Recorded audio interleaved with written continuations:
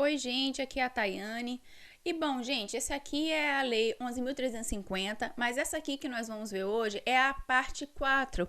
Lembrando que no canal eu já tinha feito a parte 1, 2 e 3 sobre essa lei. É importante dar uma lida, mas mesmo que vocês ainda não tenham visto, né, a primeira, a segunda e a terceira parte, dá para entender aqui essa quarta parte. Uma coisa importante é que hoje nós vamos trabalhar aqui um dos artigos que é mais cobrado dentro de prova e é um artigo que causa bastante polêmica aí, que é o 6º artigo. Polêmica porque além dele cair na prova, né, ele cai bastante dentro de prova, é um artigo que já causou alguns desentendimentos, inclusive aqui, né, nos comentários eu já vi gente discutir por causa desse artigo e também já vi pessoas terem que entrar na justiça por causa desse artigo. Então, ele é polêmico, fica aí comigo que já já a gente vai chegar nele.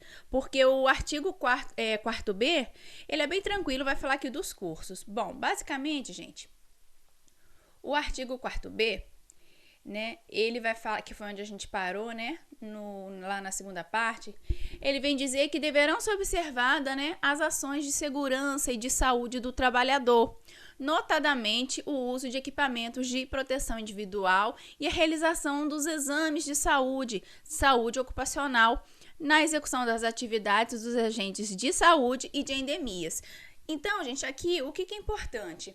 É bom a gente saber que o termo EPI, né, ele costuma cair bastante aí, principalmente para os agentes de endemias, né?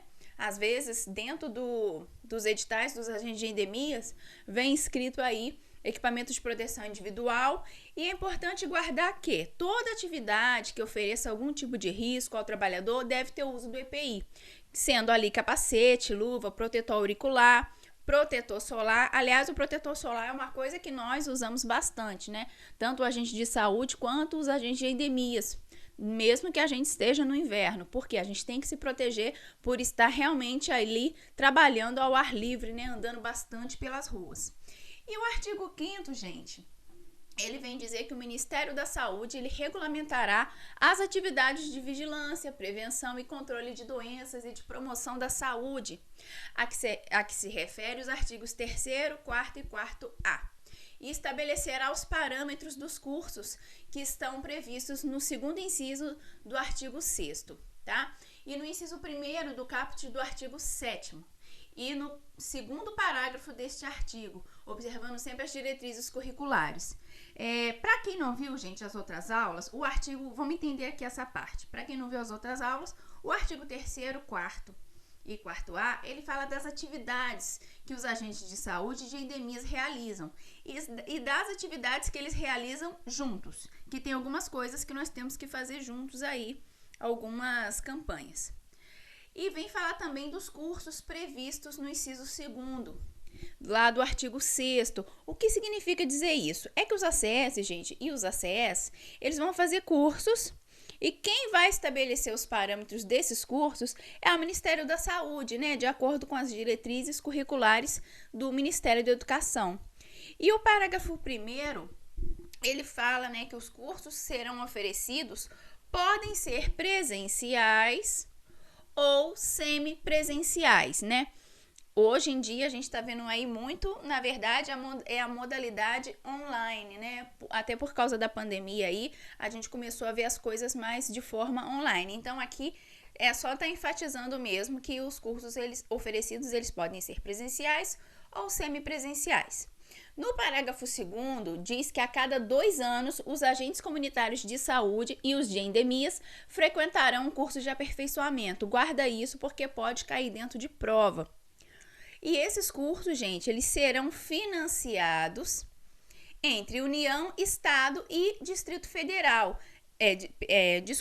Entre União, Estado, Distrito Federal e municípios, ou seja, pelo modo tripartite. Também é bom guardar isso para a prova, tá legal? E aqui só não é muito importante, mas os cursos técnicos de agente comunitário de saúde, de agente de endemias, poderão ser ministrados na modalidade presencial e semipresencial, como a gente acabou de ver ali, e seguirão as diretrizes estabelecidas pelo Conselho Nacional de Educação. Essa parte aqui ela só vem frisar isso pra gente, por quê? Porque por mais que seja o Ministério da Saúde quem ofereça o curso, quem determina que a gente tem que fazer esses cursos é sempre de acordo com o Ministério da Saúde, tá bom? Agora a gente chegou, né, no artigo 6º aí, que gosta de gerar uma polêmica na vida da gente. Vamos entender ele direito? Ele vem falar, gente, dos requisitos para ser um ACS. E muitas vezes esse artigo ele faz pessoas terem que brigar na justiça, já fez pessoas denunciarem os colegas de trabalho, então ele é problemático. O primeiro requisito: residir na área da comunidade em que atuar, desde a data da publicação do edital do processo seletivo público. Olha só, gente, eu sempre gosto de dar esse exemplo, porque é um exemplo meu e foi da forma que eu vou falar. Olha só, quando eu fiz lá, quando saiu o edital para eu fazer a prova do agente de saúde, esse edital ele abriu no mês de março. Eu fiz a prova em maio. Aí eu passei, beleza, eu entreguei os documentos em junho. O que o pessoal do RH me pediu? Eles me pediram o comprovante de residência, que poderia ser a conta de energia elétrica, poderia ser a conta de telefone, do mês que o edital abriu. Eles me pediram o comprovante de residência do mês de março e do mês que eu estava entregando o documento para ver se eu ainda morava na área. Ou seja, eles me pediram também do mês de junho. Por que isso? Porque eles queriam ter certeza de que em março, quando o edital abriu, se eu morava já naquele bairro. E em junho, para saber se eu ainda estava naquele bairro ou se eu não tinha me mudado. E, gente, assim, eu já vi muita gente aqui no canal fazer perguntas sobre isso. Ah, Tayane, essa aqui é clássica, né? O pessoal fala, Tayane, é porque eu morava na área, mas aí eu separei do meu marido. Aí agora eu tô no outro bairro, mas na época da inscrição eu tava com meu marido. Gente, aí a pessoa fala, mas assim eu não vou poder me inscrever? Eu sempre falo, gente, é complicado eu falar assim, não, você não pode de jeito nenhum. Tá errado, tá contra a lei e você não vai poder assumir o cargo, não. Eu não posso falar isso, por quê? Porque a gente vive num país muito grande, o Brasil é um país muito grande e os estados, eles são muito diferentes entre si. A cultura que tem no estado do Rio de Janeiro, provavelmente não é a mesma que tem em São Paulo, não é a mesma que tem lá pro lado da Bahia, não é a mesma que tem em Minas. São diferentes, né? No Sul é tudo diferente. Então, a gente não pode afirmar que uma prefeitura vai seguir essa lei rigorosamente ou não. No meu caso aqui, seguiu e pediu a conta de luz, conta de energia elétrica, né? Do mês que abriu o edital e do mês que eu tava entregando o documento. Mas tem outras cidades aí que, se bobear, Secretaria de Saúde não tá nem aí pra isso. E quem passou na prova, passou, eles não querem saber onde aquela pessoa mora. Então, é muito difícil eu conseguir afirmar isso pra vocês. Por mais que, às vezes, as pessoas contem toda uma história. Tayane, mas é que eu morava com os meus pais.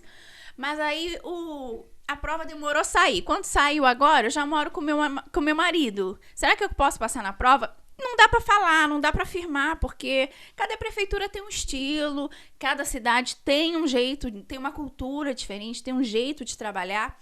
E, infelizmente, gente, a gente sabe que o nosso país é complicado. Tem o jeitinho brasileiro, né? A gente sabe que tem o jeitinho brasileiro. Tem sempre aquela pessoa que tem um primo que é amigo do prefeito. Tem sempre uma irmã que é amiga da esposa do prefeito. Tem aquela pessoa que é amiga do vereador tal. Então, não posso afirmar isso. A gente tem que guardar isso aqui para a prova. Mas eu tô explicando porque muitas das vezes, quando a gente está estudando essa parte aqui, muita gente fica na dúvida, porque lembra de alguma situação, ou então não leu o edital, ou não tinha conhecimento disso daqui e fala, caramba, eu me inscrevi para um outro bairro. Né? Igual já teve gente aqui no canal que falou que se inscreveu no bairro que tinha mais vagas. Sendo que o certo é você se inscrever no próprio bairro. Mas é aquilo, gente. Não posso afirmar se você vai ter algum tipo de penalidade pela prefeitura, porque cada prefeitura age de um jeito. Tem prefeitura que não vai estar nem aí, tem prefeitura que vai querer seguir a lei, né? Vai saber.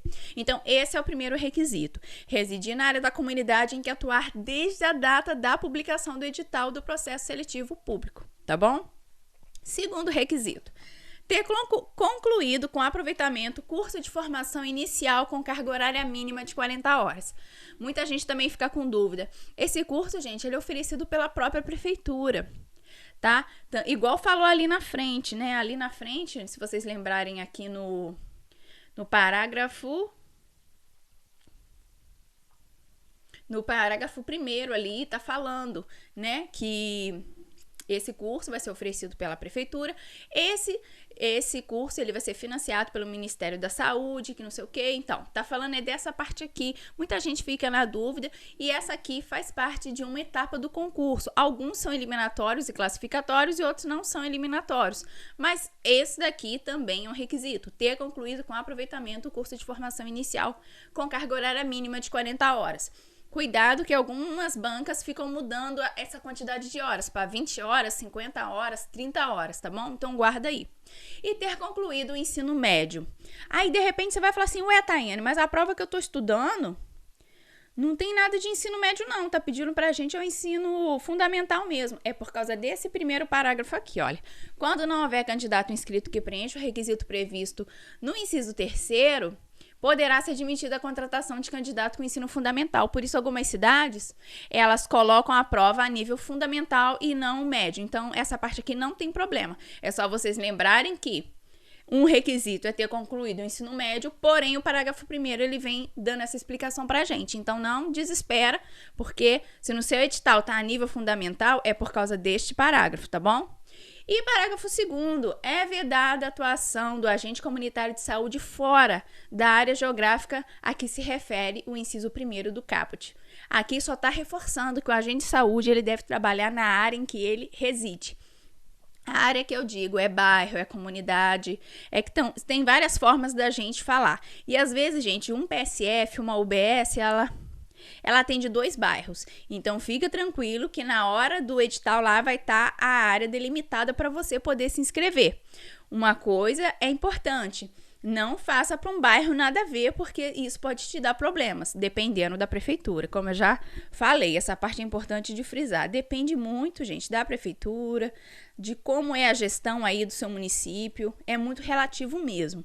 E o parágrafo 3º, ele vem falar que o ente federativo responsável pela execução dos programas relacionados às atividades do ACS compete a definição da área geográfica que se refere ao inciso 1º. O que quer dizer isso?